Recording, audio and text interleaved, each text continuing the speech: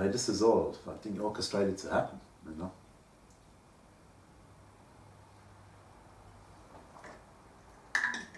So it was good to see her after a while.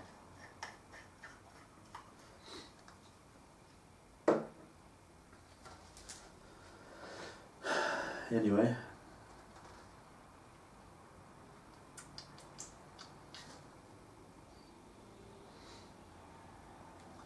I was going to go away to work now. One night I was trying to sleep and Rudy and Mum are arguing. And I'm trying to sleep. Hey, they're going at it. Hey, I came out the room. Hey, there's Rudy standing with a knife there now. Mum's there on the couch. Rudy standing there with a knife looking at me. Looking like a little crazy, like he's thinking of actually stabbing me or something. You know what I'm saying? I looked at him, I was like, oh. I thought to myself, are you serious, man? You know what I mean? So I was losing his shit there. I know what it was now. It was the same thing people have been doing to me. Because before I left for work, I told Rudy how to handle my mother. I've sat and drank with my mother plenty of times. I know the stories that are going to come up. I know what we're going to talk about. And it's just going to be another night that we sit, talk and have a few drinks. Because Rudy and Mum are the same. They like to debate and stuff, you know. One's never wrong. If you've got two people that are never wrong, so this is going to cause arguments that you can never solve.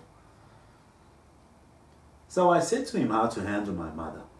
You know what I mean? Because I know my mother very well. Hey, shame. And unfortunately, I went to work and then we got a phone call that Rudy had beat my mother up, that he had lost the plot and stuff. So, now I know what it was that made Rudy lose the plot. It wasn't Rudy. It was these people with the technology that amp up the frequencies that you hear in your ears. They make you restless, they make you anxious. That's amazing. Shame. I finally found out what happened with Rudy. I finally figured out what happened with Rudy, why he looked at me like that. Why he was carrying on like that. And people simply had the excuse of alcohol or drugs. It was not that.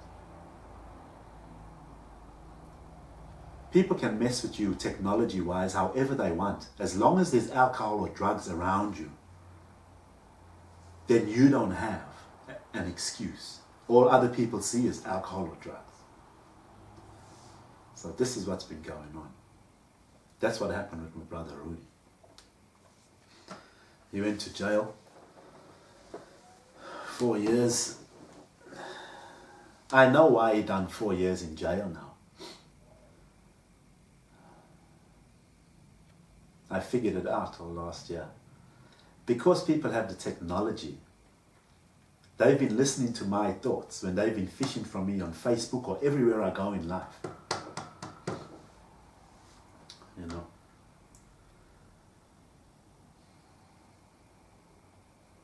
So they know.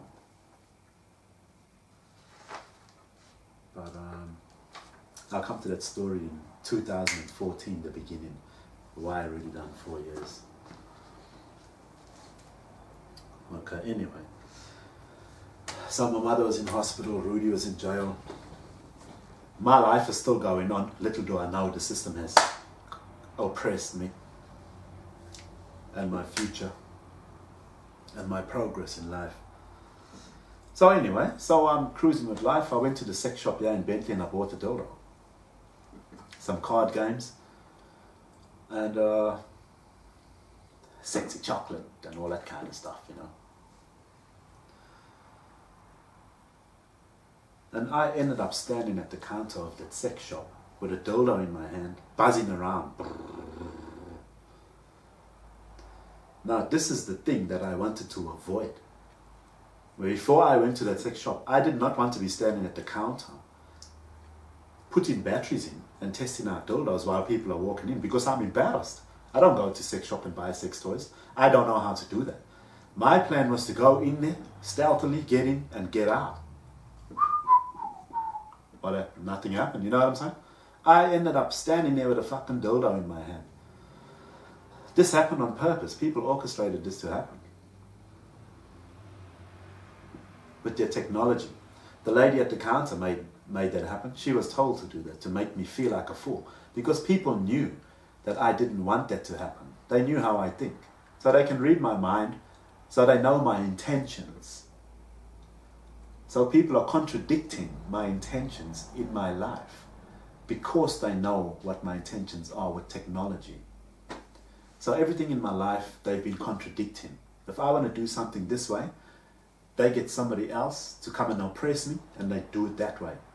So they're basically blocking my shine, how I do things and get things done.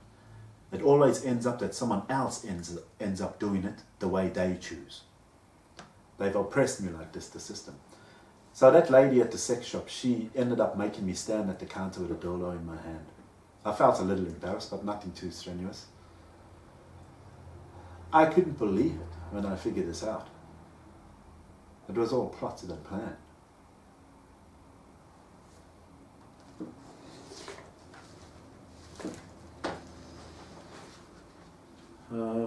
I worked for Toll and Flex Force in Port Headland and Newman, and I met Jeff Kioff. There was a guy there named Beaker. He used to wear a beanie.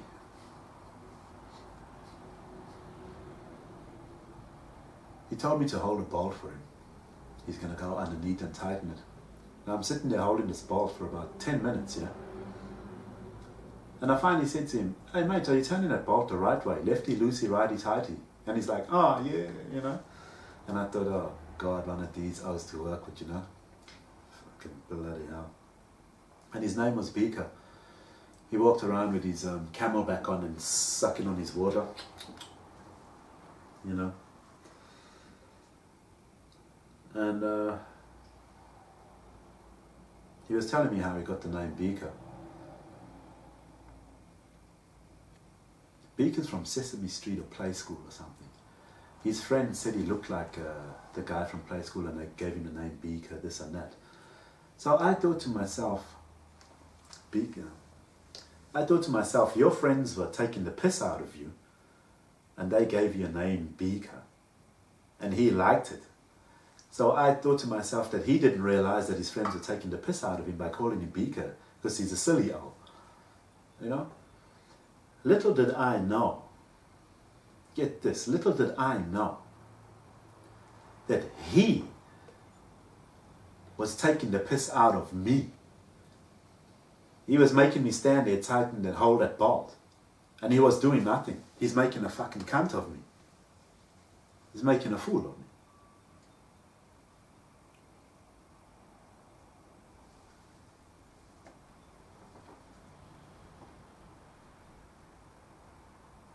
So I couldn't believe it. Because I was thinking that you're such a silly owl. Your friends take the piss out of you and they give you a name and you like it. You don't even know that they're taking the piss out of you.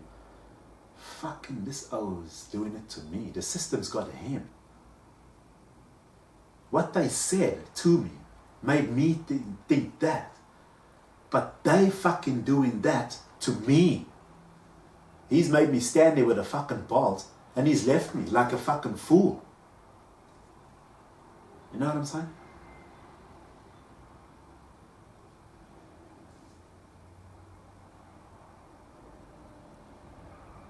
Fucking unbelievable. Even the other guy. They were all, these guys at the jobs were there to oppress me in some kind of sense, to make a fool of me and bully me. I was writing numbers on the conveyors, numbering the conveyor mounts all the way up. At the return conveyor below the crusher, about the foot post, I got the number wrong. Now by that return roller, that's the part where everybody walks through. Everybody walks through from the smoker room up here, they walk through that part. And we painting numbers so they can see all the numbers on the posts. Everyone that walked past would have seen that I've painted the wrong number. It's right there where everybody walks past. Nobody said nothing. So everybody is making a fool of me. Nobody said nothing. I'm up there on the conveyor. I've messed the number up down there where everybody walks and can see it. Nobody said a word, bruh. The whole work crew. Sparkies, fitters, boilies, TAs. They all know about me.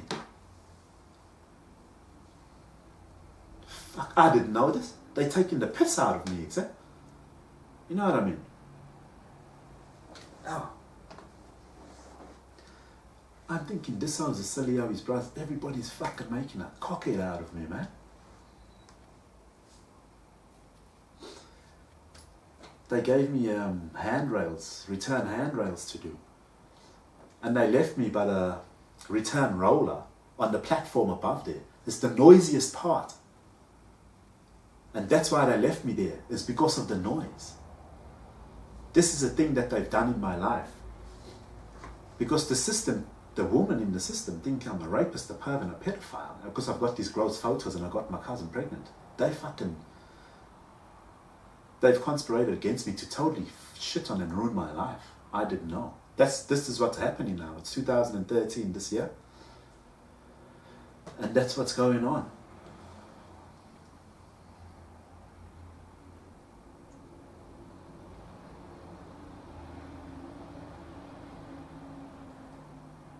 There's a thing they do with the noise. Everywhere in my life, everywhere I go, people make a noise.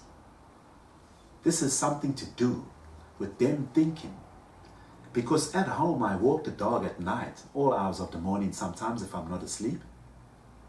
So they treating me like a peeping Tom. Like I've got the potential to go peeping people's houses, basically, right? So they've got everybody to make a noise. It's a psychological thing. It's so wherever I am and whoever's around, wherever I go, there's somebody moving and somebody making a noise. Constantly.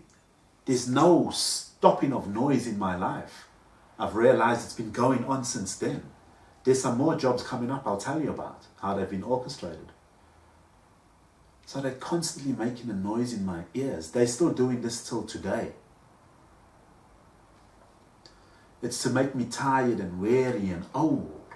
And see now how I'm talking, a little slow, a little trying to recollect my information.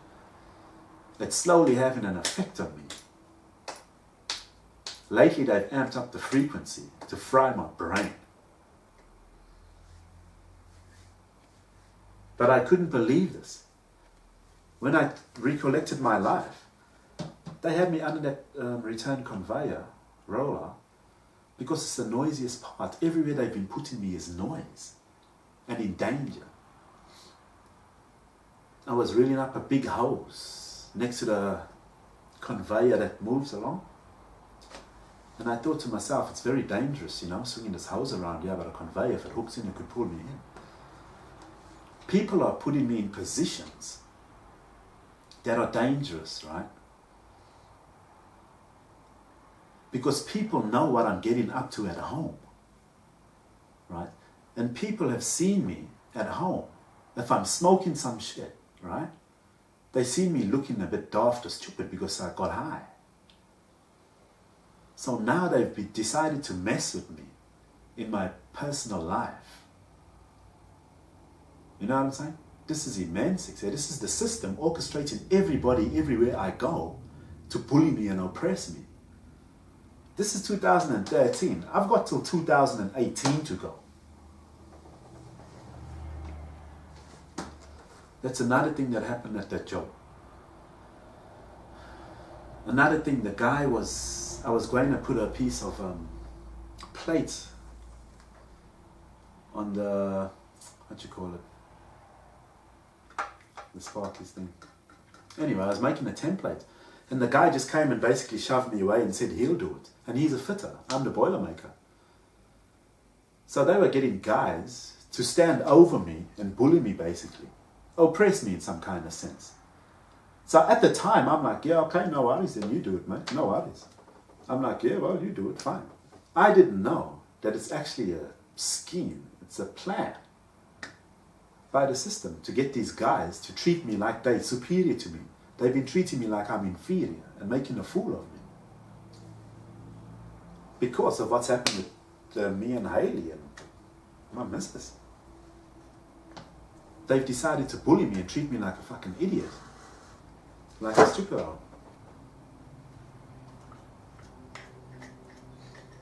Anyway, I'm just a little flabbergasted. That's why I'm just sitting here like that.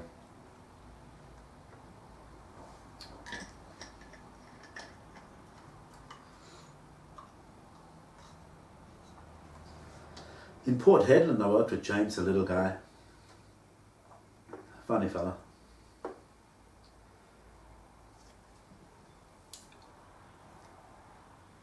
See now, at Newman I was doing handrails and grid mesh. I don't like doing handrails and grid mesh, that kind of thing.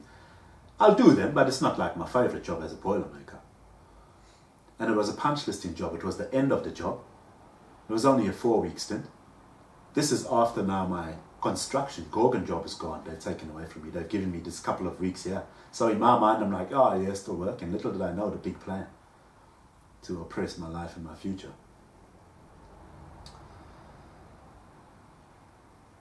So now I'm in Port Headland. The job entails grid mesh and handrails again. Because they know I've discussed with myself and my brother or whatever that I don't like really doing handrails and grid mesh. All the jobs they've been getting me is wear packages, handrails and grid mesh. Crappy jobs, bro. They're okay jobs. But I always go for jobs that I like or better because I can. Little did I know, they've been orchestrating all these jobs for me.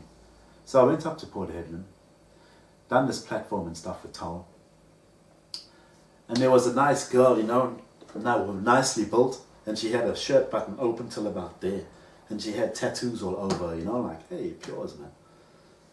She was put there for me, you know what I'm saying? It's a woman thing now. The woman are showing me like, yeah, you know, women can do this too. It's like they've got something against me, like I was... Because of my past, they think I'm some kind of guy that hates some woman or takes advantage of women. So they all bully me. Stripped me of jobs and everything. Anyway, let me carry on.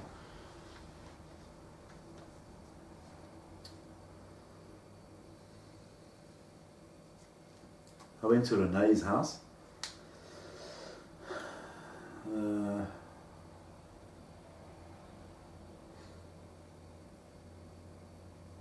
I went there with my mother. My mother took a bottle of wine and some vodka and had a couple of drinks with Renee. And I went to play video games with Jake in the room. You know. Little did I know that the system's watching me all the time. So they were sitting there watching me through the TV like they do now. You know what I'm saying? Because I'm playing video games with the young fella now. They want to see what I think. They're looking straight at me.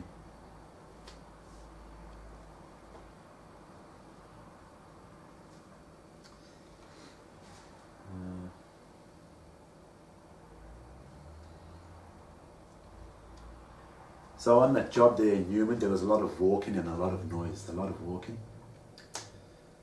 Now a guy, we were in the tunnel where the train comes.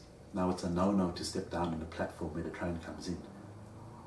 We've got a platform that goes upstairs. That's the only platform you're allowed to go on. You can't go downstairs to the concrete where the rails are.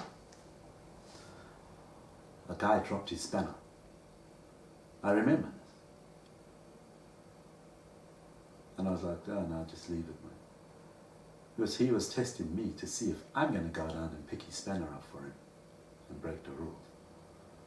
People have been testing me and setting me up with all these situations. Anyway, Christmas time I spent at Junior's with David and Junior's Lighty. Again, Nettie wasn't there. It was just David and Junior. We just chilling. So I mean, they knew that I'm coming there. They knew what I'm up to. Everybody knows what I'm up to. I don't think Nettie was there because of the photos I've got on my phone and what happened with Haley and stuff and my ex-missus. So it's like the woman, they're keeping the woman isolated from me because they think I'm looking at women in some kind of derogatory way. Because of these stupid photos in my phone and them reading my memories. So I've been isolated from women. They've got women ignoring me. I didn't even realize this until 2016 or so. The young girls at the IGA, I used to walk to the IGA, tune them, hey, this way, that way. And they always looked at me like they're scared or something, you know, like, or they pull a funny face. Like I'm some kind of monster, you know. And I used to think, you know, because I'm quite a fun guy, you know. I like flirting or just having fun in my life. I mean, just like a normal person, you know what I'm saying? And now I realize that they were orchestrated to fucking look at me like that and make me feel like a shit cunt. So that was the year 2013. Anything I forgot? Oh. In the year, it might have been 2012 at the Embassador Hotel. I came back from Newman once. And there was a lakacheri, man. I just had a shower and all that upstairs. I came down to the lobby. Lakacheri there. I started chatting with her, you know. I'm thinking, shot, hey, what a black, man. You know, what a bonus. Hey, lakacheri sitting there. It's about 12 o'clock, you know, just me and her there. The bar's open. It's going to close soon. And she asked, so I went to chat to her, and we were chatting for a while. She said she's a belly dancer and all this. I'm like, oh, cool, man.